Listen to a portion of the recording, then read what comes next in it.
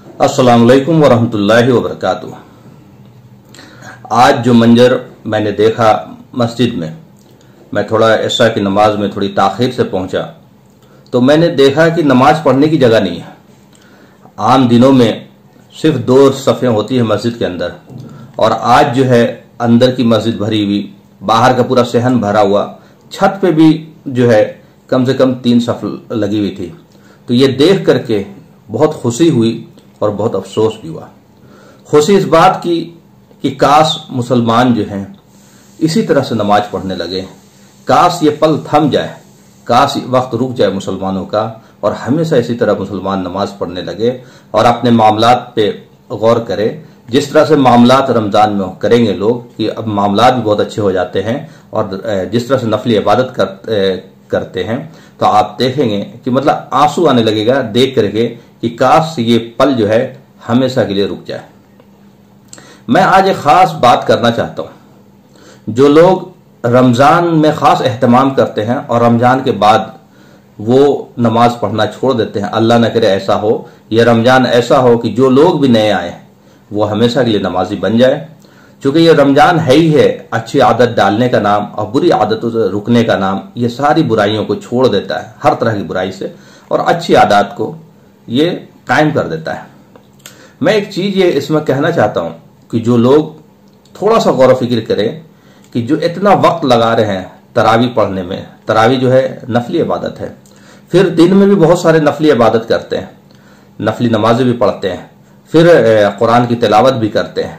सिर्फ उन लोगों से गौर फिक्र करने के तौर पे मैं कह रहा हूं, मैं किसी चीज के खिलाफ या मुखालफत के तौर पे नहीं कह रहा हूं, कि वो लोग जो नमाज पढ़ने आएंगे थोड़ा सा कैलकुलेट करें, थोड़ा सा गौर फिक्र करें कि जितना घंटा और जितना मिनट के तौर पे वो घर पे अपना कैलकुलेट कर ले, पेन और पेंसिल लेकर के वो कैलकुलेट करके देख ले कि जितना वक्त जितना मिनट वो लगा रहे हैं नफली इबादत में, तरावी भी नफली इबादत है और दिन में भी बहुत सारी नफली इबादत होगी, आप उसको मिनट को कैलकुलेट करें और आप देखेंगे कि आप साल भर सिर्फ फर्ज नमाज की मैं बात कर रहा हूं, सुन्नत मौक़दा के साथ, फर्ज नमाज सुन्नत मौक़दा के साथ पढ़ें तो वो वक्त लगभग बराबर होगा, या साल भर का वक्त जो है थोड़ा बहुत के आगे पीछे होगा।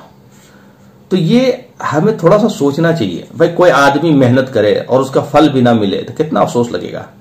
घंटों घंटे खड़े हैं, सुन रहे हैं, तरावी सुन रहे हैं, 2-2 घंटा सुन रहे हैं, तो एक वक्त की नमाज अंदीना नॉर्मल डेज में, मैं रमजान की बात नहीं कर रहा हूं, नॉर्मल डेज में एक वक्त का फर्ज साल भर अगर आप नफिल इबादत पढ़ते रहें तो भी उसके बराबर नहीं हो सकता।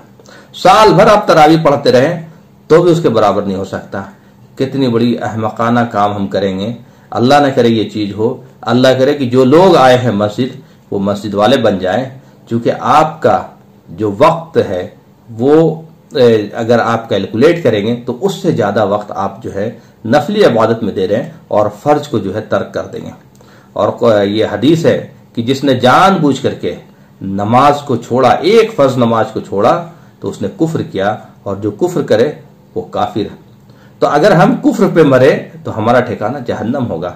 भाई हम रमजान में नमाज पढ़ रहे हैं और रमजान खत्म होते ही अगर मौत आ गई तो बहुत अच्छी बात है, उसका नाम नमाजियों में होगा।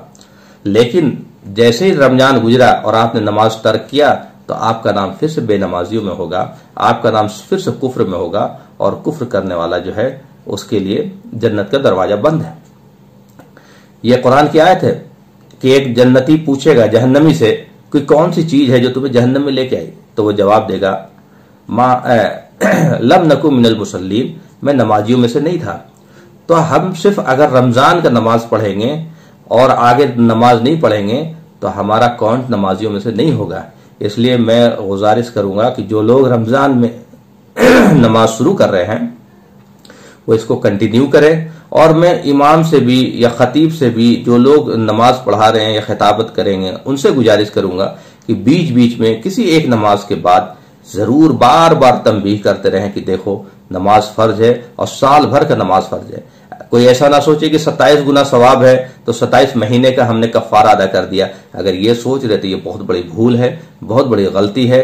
वो नमाज ना पढ़ना बेनमाजियों में ही और कुफ्र में ही शुमार होगा। तो ये इमाम का, आम लोगों का भी, खतीब का भी, हर आलिम का और हर जानने वाले की जिम्मेदारी है कि उनको समझाए कि ये चीजें फायदा तभी देगी जब तुम हमेशा के लिए नमाजी बनोगे और ये नियत करके नमाज पढ़ने आओ रमजान में कि अल्लाह ताला इस नमाज को कंटिन्यू कराते हैं। व आखिरुद्दावाना अल्हम्दुलिल्लाहि रब्बिल आलमीन।